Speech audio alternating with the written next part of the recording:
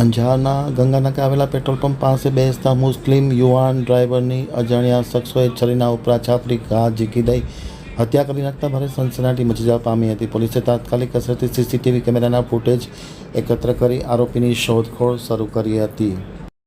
અંજારમાં ગંગાનાકા વિસ્તારમાં હત્યાની ઘટનાથી ચકચાર મચી ગઈ છે। મળતી માહિતી મુજબ આજરોજ સાંજના અરસામાં ગંગાનાકા વિસ્તારમાં મુસ્તાક મંસૂરી નામના યુવાન પર અજાણ્યા શખ્સ દ્વારા છરી વડે હુમલો કરવામાં આવ્યો હતો। હુમલો એટલો ગંભીર હતો કે યુવાનનું ઘટના સ્થળે જ મૃત્યુ થયું હોવાનું જાણવા મળી રહ્યું છે। ઘટનાની જાણ થતાં અંજાર પોલીસ તાત્કાલિક સ્થળ પર પહોંચી તપાસ હાથ ધરી હતી। પોલીસે આરોપીને ઝડપી પાડવા માટે ચક્રો ગતિમાન કર્યા છે અને આસપાસના વિસ્તારમાં સીસીટીવી ફૂટેજ તેમજ અન્ય પુરાવાઓના આધારે તપાસ શરૂ કરી છે।